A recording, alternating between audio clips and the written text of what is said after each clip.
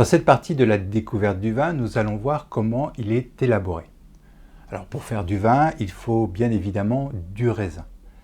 À l'exception de quelques cépages dits teinturiers, la chair et le jus du raisin sont toujours blancs. Ça veut dire que la couleur du raisin est dans la pellicule. Un raisin à peau blanche donnera bien sûr un vin blanc, on peut parler alors de vin blanc de blanc, et un raisin à peau noire peut également donner un vin blanc si l'on ne garde que son jus pour la vinification. On parlera alors d'un vin blanc de noir. Pour les vins rouges et rosés, il est bien évidemment nécessaire d'utiliser des raisins à pellicule noire. La vinification, c'est la transformation du raisin en vin. Il existe beaucoup de méthodes, variant selon les régions, le type de vin recherché, les caractéristiques du cépage sélectionné et les héritages culturels. Pour simplifier, nous verrons les étapes communes et généralement pratiquées pour la vinification des vins rouges, blancs et rosés classiques. Nous verrons ensuite les particularités de certains vins, comme les vins effervescents, les vins doux naturels, les vins de voile et les vins de glace. Commençons par la vinification classique en rouge. Elle débute par ce que l'on appelle l'égrappage, c'est-à-dire que les baies de raisin sont séparées de sa partie herbacée, la rafle. Généralement, et surtout pour les vins de garde, ces baies sont ensuite foulées pour libérer le jus. Ce mélange jus plus peau plus pépins s'appelle le mou.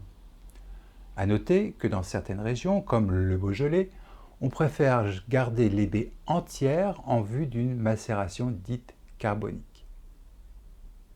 Cette méthode est privilégiée pour développer des caractères de vin à consommer jeune. Une fois foulé, le mou est stocké sans tarder dans des cuves entre 10 et 18 jours environ. Durant cette période, plusieurs phénomènes biochimiques naturels et contrôlés transformeront le mou en vin. Alors pour une vinification de vin de garde, une quantité de rafle qui est source de tanin peut être réincorporée dans le mou. Alors une fois en cuve, intervient un phénomène qui s'appelle la macération. Les éléments structurants, comme la couleur et les tanins présents dans les matières solides du raisin, vont diffuser dans le jus. Et pour accélérer le processus et homogénéiser l'ensemble de la cuve, on procède à des pigeages et des remontages. Alors le pigeage consiste à enfoncer dans le jus les parties solides qui, en remontant la surface, ont formé un chapeau. Le remontage, c'est l'action de pomper du jus à la base de la cuve pour arroser par le haut ce chapeau. Ces actions permettent également de contrôler plus précisément la température et l'oxygénation nécessaires au développement des levures naturellement présents sur le raisin.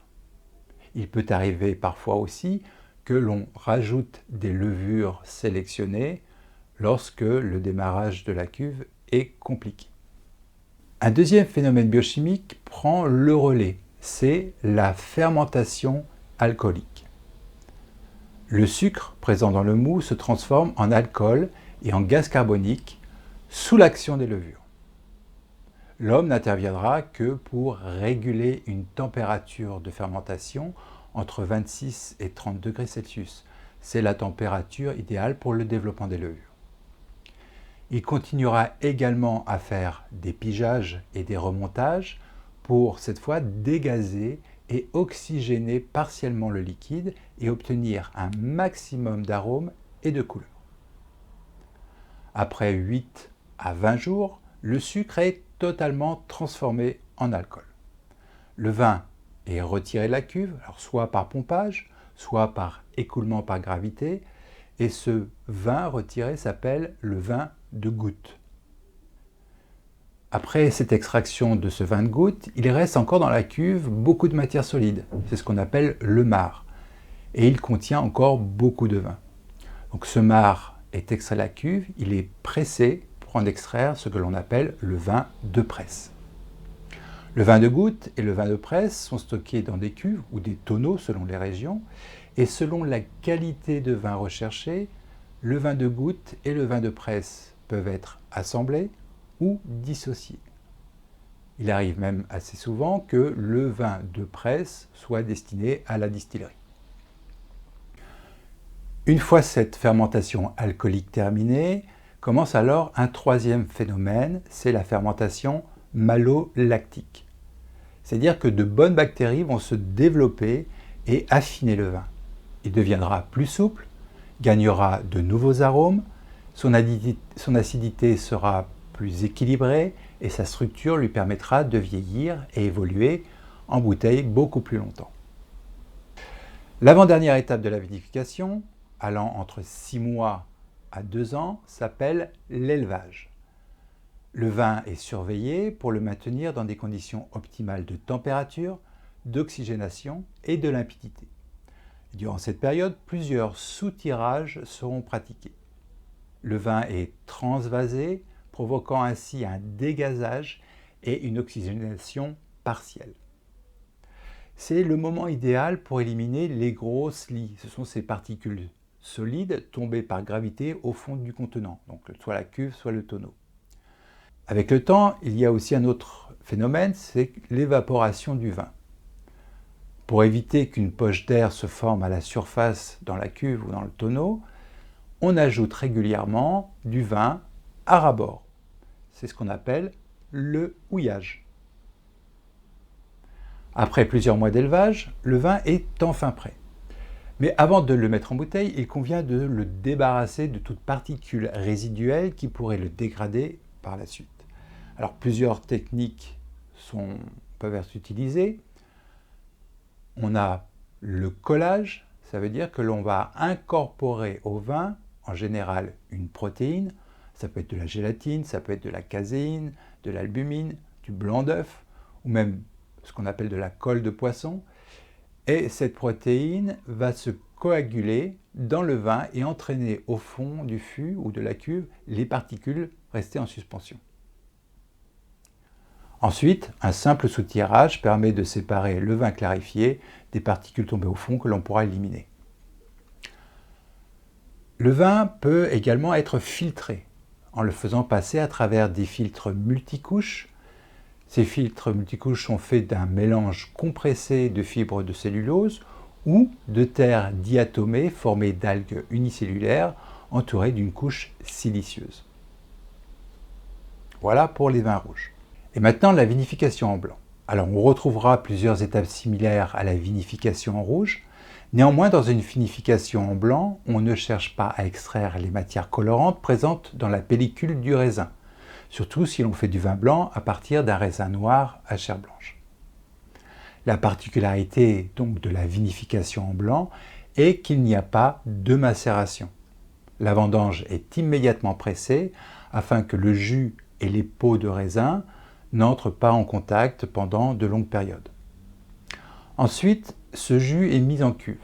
Celui-ci, à la sortie du pressoir, est très trouble car il contient encore beaucoup de matières solides qui doivent être éliminées, par exemple des feuilles ou quelques déchets. On laisse reposer quelque temps le mou pour que toutes ces matières solides précipitent au fond de la cuve. Il suffit alors de séparer par soutirage le jus clair, le point 1 sur le schéma, de la bourbe, le point 2 et 3. Ce débourbage clarifie le jus et évite l'apparition de mauvais goût durant la fermentation. Le jus clair est placé en cuve pour démarrer la fermentation alcoolique. Cette fermentation dure environ 10 jours et se produit à une température d'environ 20 degrés, donc un peu moins que celle pour les rouges. Lorsque le raisin est très concentré en sucre, soit par surmaturation sur pied, par séchage, ce qu'on appelle le passerillage, ou avec des vendanges tardives ou gelées, il restera du sucre résiduel dans le vin après la fermentation alcoolique. Les levures n'ont pas réussi à manger tous les sucres. En fonction de la quantité de sucre, une mention sera affichée sur l'étiquette de vin. Pour les vins secs, il restera de 0 à 4 grammes de sucre résiduel par litre.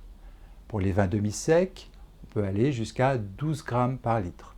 pour les vins moelleux ou les vins doux, peut monter jusqu'à 45 grammes par litre.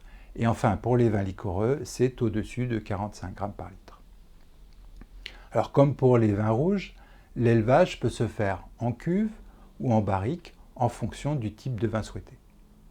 L'élevage en cuve est principalement utilisé pour les vins blancs vifs à boire jeune, et le vin obtenu est transféré dans une cuve où il va reposer quelques semaines pour se stabiliser. Un tel vin blanc s'exprime généralement par sa fraîcheur et sa nervosité due à un bon niveau d'acidité et aussi du gaz carbonique résiduel issu de la fermentation. C'est la raison pour laquelle on bloque le déclenchement de la fermentation malolactique afin de préserver un taux d'acidité suffisant et une quantité de gaz carbonique qui lui donnera cette sensation de fraîcheur. L'élevage en barrique, quant à lui, est privilégié pour compléter la vinification par une fermentation malolactique. Cette étape est utilisée principalement pour les vins blancs puissants à faire vieillir. Le vin est placé dans une barrique plusieurs mois pour reposer et se stabiliser. Pendant cette période, la fermentation malolactique démarre et donnera du gras et de la rondeur au vin. Lorsque le vin est élevé sur lit, la technique de bâtonnage est réalisée régulièrement. Le vin est remué à l'aide d'une tige pour remettre les lits en suspension et ajouter davantage d'onctuosité au vin. Avant la mise en bouteille, le vin est une nouvelle fois clarifié, soit par collage, soit par filtration ou même par les deux. Alors qu'en est-il de la vinification classique en rosé? Les vins rosés sont élaborés à partir de cépages à peau noire et à jus blanc. Ils peuvent être produits avec deux techniques différentes. La première est ce que l'on appelle le rosé de saignée ou de macération. Cette méthode ressemble à la vinification d'un vin rouge. Il y a une macération des peaux et des jus, mais elle dure beaucoup moins longtemps que pour un vin rouge.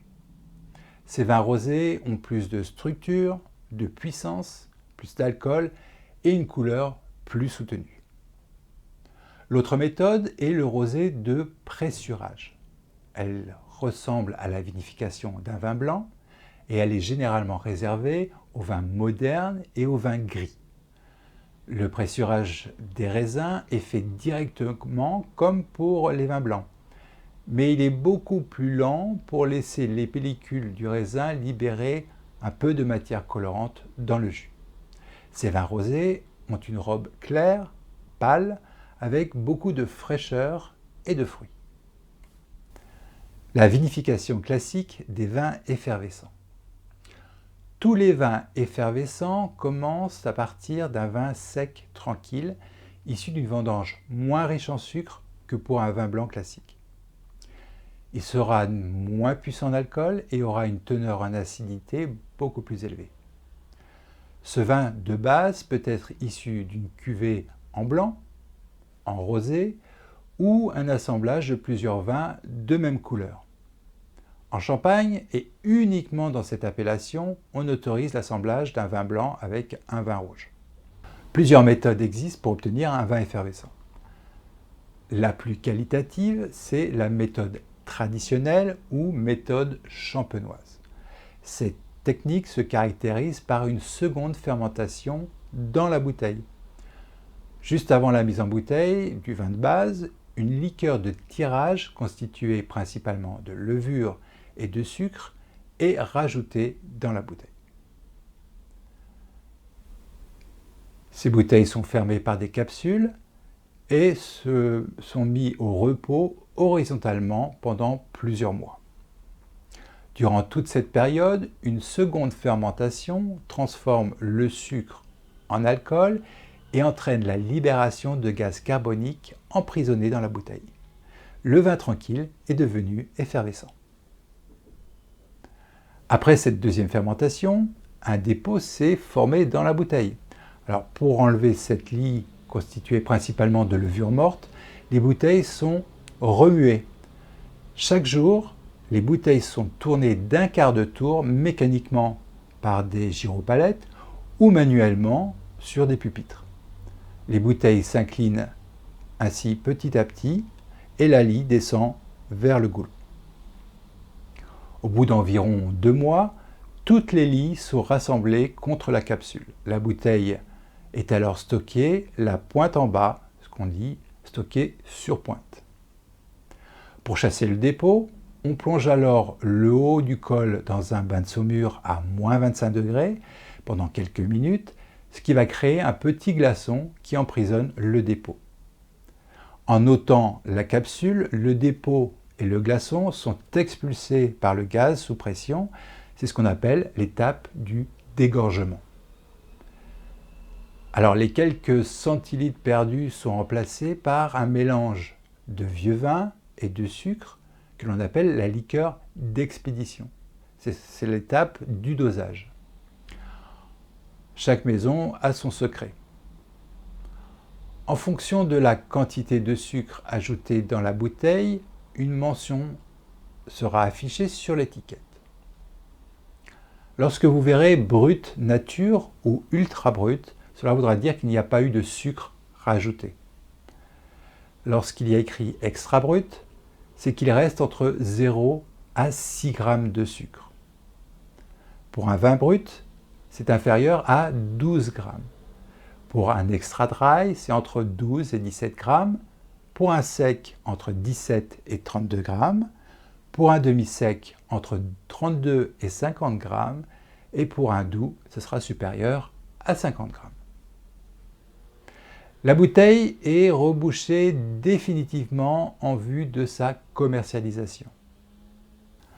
Une autre méthode, c'est la méthode ancestrale. Cette méthode est également appelée méthode rurale ou artisanale en fonction des régions. Elle consiste à mettre le vin en bouteille avant la fin de la fermentation alcoolique et sans ajout de liqueur. La prise de mousse s'arrêtera naturellement par épuisement des sucres et les levures qui ne seront pas éjectées. Il n'y aura donc pas de dégorgement ou d'ajout de liqueur de dosage. La méthode en cuve close.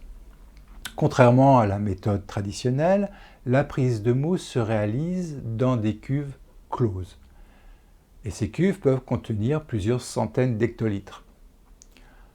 Le vin avec le sucre et les levures sont maintenus plusieurs jours à une température constante pour la prise de mousse dans ces cuves. Une fois effervescent, le vin est filtré à basse température et mis en bouteille. Il y a parfois des pertes de gaz carbonique, alors on autorise un gaz carbonique alimentaire en complément pour mettre dans la bouteille. Une autre méthode, c'est la méthode dite par transfert. La prise de mousse se réalise en bouteille, comme pour la méthode traditionnelle. La différence est qu'il n'y a pas de remuage et de dégorgement. Effectivement, après la prise de mousse, le vin est transféré dans une cuve isobarométrique permettant de conserver la pression. Dans cette cuve, le vin est filtré de son dépôt puis reçoit une liqueur de dosage. Il est ensuite immédiatement remis dans des bouteilles préalablement rincées avec son gaz carbonique naturel grâce à une tireuse isobarométrique. La méthode d'Iwaz, quant à elle, c'est comme la méthode ancestrale, la fermentation se réalise grâce au sucre et levure naturelle du raisin. Et après la prise de mousse réalisée en bouteille et en cave, on vidange les bouteilles à basse température, à peu près 0 degré, pour ensuite filtrer les levures. Cette filtration est réalisée entre deux cuves isobarométriques maintenant la pression. Le vin ne reçoit aucune liqueur de dosage. Il est remis dans les bouteilles préalablement rincées. La méthode par gazéification, alors avec cette méthode, il n'y a pas de prise de mousse. Le gaz carbonique contenu dans le vin est exogène, c'est-à-dire que ce gaz ne provient pas de la fermentation du vin. C'est un gaz alimentaire de qualité qui est envoyés dans un saturateur dans des proportions calculées en fonction du taux de sucre contenu dans le vin. L'excès de gaz se dissout et se comprime et crée ainsi l'effervescence du vin. La mise en bouteille est ensuite réalisée par une tireuse isobarométrique. Enfin, la méthode russe ou champagne soviétique. Elle est totalement différente de la méthode champenoise ou des autres méthodes traditionnelles de prise de mousse. 24 heures sur 24, le vin circule à l'intérieur d'une série de cuves contenant des copeaux de chêne ou autres matériaux où les levures se fixent et fermentent les sucres du vin. En fin de processus, le vin est mousseux et immédiatement mis en bouteille par le biais d'une tireuse isobarométrique. Regardons maintenant d'autres types de vinification. Il y a les vins doux naturels ou vins dits mutés. Un vin doux naturel, VDN, est un vin muté dont la fermentation alcoolique est stoppée par addition d'alcool vinique neutre. Ce procédé a pour but d'augmenter la richesse alcoolique du vin tout en conservant une grande partie des sucres naturels du raisin. Ces vins contiennent au minimum 40 g de sucre par litre, mais certains en comptent bien davantage, jusqu'à 100 g par exemple pour les muscats. Suivant le type de vin doux naturel élaboré, blanc, rouge ou rosé, le mutage est pratiqué à un stade déterminé de la fermentation alcoolique, avec ou sans macération. Alors, qu'en est-il des vins de voile? Les vins de voile se caractérisent par le développement, après fermentation alcoolique, de levures spécifiques formant un voile à la surface du vin au contact de l'air ambiant, durant sa phase de vieillissement en tonneau. Cette pratique est peu répandue pour les vins du fait du risque de piqûre acétique, c'est-à-dire la formation de vinaigre. Néanmoins, elle lui confère des caractéristiques organoleptiques spécifiques, arôme de noix fraîches et très grande longueur en bouche en particulier. Parmi les vins élevés de cette manière, on peut citer les vins de Xérès ou les vins jaunes du Jura qui doivent vieillir pendant 6 ans sous voile. Terminons avec les vins de glace. Alors, le vin de glace est un vin fait à partir de raisins vendangés gelés. Ce vin possède naturellement une forte teneur en sucre résiduel, mais qui est équilibré par son acidité. Dès l'arrivée au chai, le raisin gelé est pressé directement. Les cristaux de glace sont retenus dans le pressoir avec la pulpe. Le jus déjà sucré par une très longue maturation de la grappe sur pied est encore concentré par la perte d'eau gelée. Le mou est ensuite mis à fermenter comme pour les vins blancs liquoreux. Durant l'élevage, une maturation lente s'opère, donnant un vin sucré et très riche en arômes. Voilà, cette troisième partie est terminée et nous verrons dans la prochaine capsule la diversité des vins français et leur région viticole. À tout de suite!